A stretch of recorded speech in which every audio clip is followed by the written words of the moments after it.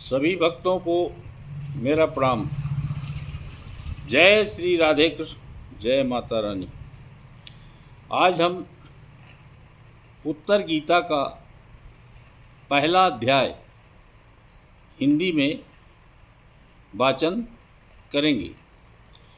उत्तर गीता महाभारत के आश्वमेधिक पर्व के अंतर्गत अनुगीता नामक उप पर्व में मिलती है। लघुकाय होते हुए भी तात्विक दृष्टि से यह अत्यंत महत्वपूर्ण है। कुरुक्षेत्र में भगवान श्री कृष्ण ने अर्जुन को भगवत गीता रूपी जो ज्ञान उपदेश दिया था, उसका कालांतर में अर्जुन को विस्मरण हो गया। भगवान श्री कृष्ण ने भी योग युक्त होकर व्यक्त किए गए उस ज्ञान का पुनः पूरा स्मरण असंभव ही बताया, परंतु अर्जुन के कल्याणार्थ उत्तम गति प्रदान करने में सक्षम उसी परमात्म तत्व को भिन्न रूप से वर्णित किया। उसी को उत्तर गीता कहते हैं। जन्मेजय ने पूछा, ब्राह्मण शत्रुओं का नाश करके जब महात्मा श्री कृष्ण और अर्जुन सभा भवन में रहने लगे, उन दिनों उन दोनों में क्या क्या बातचीत हुई? बैस पायन जी ने कहा, राजन, श्री कृष्ण के सहित अर्जुन ने जब केवल अपने राज्य पर पूरा अधिकार प्राप्त कर लिया, तब वे उस दिव्य सभा भवन में आनंद पूर्वक रहने लगे। नारेश्वर एक दिन वहाँ स्वजनों से घिरे हुए वे दोनों मित्र स्वेच्छा से घूमते घामते सभा मंडप के एक ऐसे भाग में पहुँचे जो स्वर्ग के समान सुंदर था। पांडुनंदन अर्जुन भगवान श्री कृष्ण के साथ रहकर बहुत प्रसन्न थे। उन्होंने एक बार उस रमणीय सभा की ओर दृष्टि डालकर भगवान श्री कृष्ण से कहा, महाबाहो देवकी नंदन, जब संग्राम का समय उपस्थित था, उस समय मुझे आपके महात्म का ज्ञान और ईश्वरीय स्वरूप का दर्शन हुआ था, किंतु केशव, आपने सौहार्दवश पहले मुझे जो ज्ञान का उपदेश दिया था, मेरा वह सब ज्ञान इस समय विचलित चित्त हो जाने के कारण नष्ट हो गया, भूल गया है। माधव, उन विषयों को सुनने के लिए मेरे मन में बारंबार उत्कंठा होती है। इधर आप जल्दी ही द्वारका जाने वाले हैं, अतः पुनः वह सब विषय मुझे सुना दीजिए। वैशंपायन जी कहते हैं, राजन, अर्जुन के ऐसा कहने पर वक्ताओं में श्रेष्ठ महातेजस्वी भगवान श्री कृष्ण ने उन्हें गले से लगाकर इस प्रकार उत्तर दिया। श्री कृष्ण बोले, अर्जुन, उस समय मैंने तुम्हें अत्यंत गोपनीय ज्ञान का श्रवण कराया था।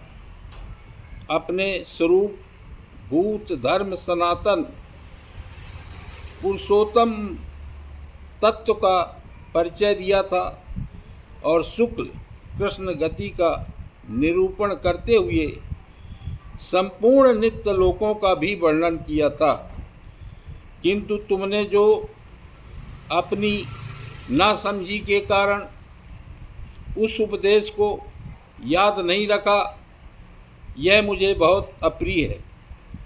उन बातों का अब पूरा पूरा स्मरण होना संभव नहीं जान पड़ता। पांडुनंदन, निश्चय ही तुम बड़े श्रद्धाहीन हो। तुम्हारी बुद्धि बहुत मंद जान पड़ती है।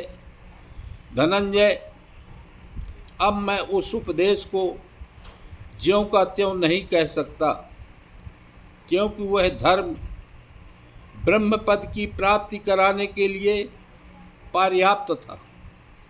वह सारा का सारा धर्म उसी रूप में फिर दोहरा देना अब मेरे बस की बात नहीं है। उस समय योग युक्त होकर मैंने परमात्म का वर्णन किया था। अब उस विषय का ज्ञान कराने के लिए मैं एक प्राचीन इतिहास का वर्णन करता हूँ, जिससे तुम उस समत्व बुद्धि का आश्रय लेकर उत्तम गति प्राप्त कर लोगे। धर्मात्माओं में श्रेष्ठ अर्जुन, अब तुम मेरी सारी बातें ध्यान देकर सुनो। शत्रु दमन एक दिन की बात है। एक दुर्धर्ष ब्राह्मण ब्रह्मलोक से उतरकर स्वर्गलोक में होते हुए मेरे यहाँ आए। मैंने उनकी विधिवत पूजा की और मोक्ष धर्म के विषय में प्रश्न किया। भरत श्रेष्ठ, मेरे प्रश्न का उन्होंने सुंदर विधि से उत्तर दिया। पार्थ, वही मैं तुम्हें बतला रहा हूँ। कोई अन्यथा विचार न करके इसे ध्यान देकर सुनो। ब्राह्मण ने कहा, श्री कृष्ण, मधुसूदन, तुमने सब प्राणियों पर कृपा करके उनके मोह का नाश करने के लिए जो यह मोक्ष धर्म से संबंध रखने वाला प्रश्न किया है, उसका मैं यथावत उत्तर दे रहा हूँ। प्रभु माधव, सावधान होकर मेरी बात श्रवण करो। प्राचीन समय में काश्यप नाम के एक धर्मज्ञ और तपस्वी ब्राह्मण किसी सिद्ध महर्षि के पास गए, जो धर्म के विषय में शास्त्र के संपूर्ण रहस्यों को जानने वाले, भूत और भविष्य के ज्ञान विज्ञान में प्रवीण, लोक तत्व के ज्ञान में कुशल, सुख दुख के रहस्य को समझने वाले, जन्म मृत्यु के तत्वज्ञ, पाप पुण्य के ज्ञाता और ऊंच नीच प्राणियों को कर्मानुसार प्राप्त होने वाली गति के प्रत्यक्ष दृष्टा थे। वे मुक्त की भांति विचरने वाले, सिद्ध, शांत चित्त, जितेंद्रिय, ब्रह्म तेज से देदीप्यमान, सर्वत्र घूमने वाले और अंतर्ध्यान विद्या के ज्ञाता थे। अदृश्य रहने वाले, चक्रधारी, सिद्धों के साथ वे विचरते, बातचीत करते और उन्हीं के साथ एकांत में बैठते थे। जैसे वायु कहीं आसक्त न होकर सर्वत्र प्रवाहित होती है, उसी तरह वे सर्वत्र अनासक्त भाव से स्वच्छंदता पूर्वक विचरा करते थे। महर्षि काश्यप उनकी उपर्युक्त महिमा सुनकर ही उनके पास गए थे। निकट जाकर उन मेधावी, तपस्वी, धर्माभिलाषी और एकाग्रचित्त महर्षि ने न्यायानुसार उन सिद्ध महात्मा के चरणों में प्रणाम किया।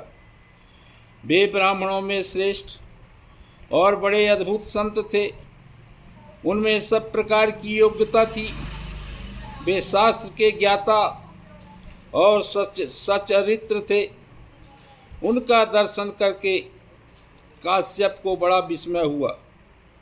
वे उन्हें गुरु मानकर उनकी सेवा में लग गए और अपनी शुश्रूषा गुरु भक्ति तथा श्रद्धा भाव के द्वारा उन्होंने उन सिद्ध महात्मा को संतुष्ट कर लिया। जनार्दन अपने शिष्य काश्यप के ऊपर प्रसन्न होकर उन सिद्ध महर्षि ने परासिद्धि के संबंध में विचार करके जो उपदेश किया उसे बताता हूँ, सुनो। सिद्धि ने कहा, तात काश्यप, मनुष्य नाना प्रकार के शुभ कर्मों का अनुष्ठान करके केवल पुण्य के संयोग से इस लोक में उत्तम फल और देवलोक में स्थान प्राप्त करते हैं। जीव को कहीं भी अत्यंत सुख नहीं मिलता, किसी भी लोक में वह सदा नहीं रहने पाता। तपस्या आदि के द्वारा कितने ही कष्ट सहकर बड़े से बड़े स्थान को क्यों न प्राप्त किया जाए, वहाँ से भी बार बार नीचे आना ही पड़ता है। मैंने काम क्रोध से युक्त और तृष्णा से मोहित होकर अनेकों बार पाप किए हैं और उनके सेवन के फलस्वरूप घोर कष्ट देने वाली अशुभ गतियों को भोगा है। बार बार जन्म और बार बार मृत्यु का क्लेश उठाया है। तरह तरह के आहार ग्रहण किए और अनेकों स्तनों का दूध पिया है। अनग बहुत से पिता और भांति भांति की माताएं देखी हैं। विचित्र विचित्र सुख दुखों का अनुभव किया है। कितनी ही बार मुझसे प्रियजनों का वियोग और अप्रियजनों का संयोग हुआ है। जिस धन को मैंने बहुत कष्ट सहकर कमाया था वह मेरे देखते देखते नष्ट हो गया। राजा और स्वजनों की ओर से मुझे कई बार बड़े बड़े कष्ट और अपमान उठाने पड़े हैं। तन और मन की अत्यंत भयंकर वेदनाएं सहनी पड़ी हैं। मैंने अनेक बार घोर अपमान, प्राणदंड और कड़ी कैद की सजाएं भोगी है। मुझे नरक में गिरना और यमलोक में मिलने वाली यातनाओं को सहना पड़ा है। इस लोक में जन्म लेकर मैंने बारंबार बुढ़ापा, रोग, व्यसन और राग द्वेषादि द्वंद्वों के प्रचुर दुख सदा ही भोगे हैं। इस प्रकार बारंबार क्लेश उठाने से एक दिन मेरे मन में बड़ा खेद हुआ और मैंने दुखों से घबराकर निराकार परमात्मा की शरण ली तथा समस्त लोक व्यवहार का परित्याग कर दिया। इस लोक में अनुभव के पश्चात मैंने इस मार्ग का अवलंबन किया है और अब परमात्मा की कृपा से मुझे यह उत्तम सिद्धि प्राप्त हुई है। अब मैं पुनः इस संसार में नहीं आऊँगा। जब तक यह सृष्टि कायम रहेगी और जब तक मेरी मुक्ति नहीं हो जाएगी तब तक मैं अपनी और दूसरे प्राणियों की शुभ गति का अवलोकन करूँगा। द्विज श्रेष्ठ, इस प्रकार मुझे यह उत्तम सिद्धि मिली है।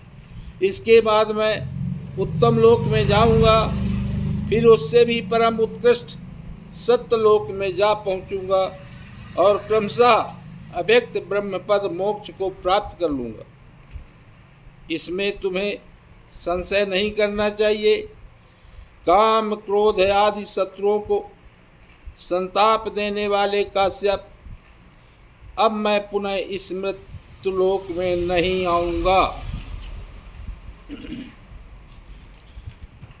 महाप्राज्ञ, मैं तुम्हारे ऊपर बहुत प्रसन्न हूँ। बोलो, तुम्हारा कौन सा प्रिय कार्य करूँ? तुम जिस वस्तु को पाने की इच्छा से मेरे पास आए हो, उसके प्राप्त होने का यह समय आ गया है। तुम्हारे आने का उद्देश्य क्या है, इसे मैं जानता हूँ और शीघ्र ही यहाँ से चला जाऊँगा। इसलिए मैंने स्वयं तुम्हें प्रश्न करने के लिए प्रेरित किया है। विद्वान, तुम्हारे उत्तम आचरण से मुझे बड़ा संतोष है। तुम अपने कल्याण की बात पूछो, मैं तुम्हारे अभीष्ट प्रश्न का उत्तर दूंगा। काश्यप, मैं तुम्हारी बुद्धि की सराहना करता हूँ और उसे बहुत आदर देता हूँ। तुमने मुझे पहचान लिया है, इसी से कहता हूँ कि बड़े बुद्धिमान हो। उत्तर गीता का प्रथम अध्याय समाप्त। बोलो जय श्री कृष्ण।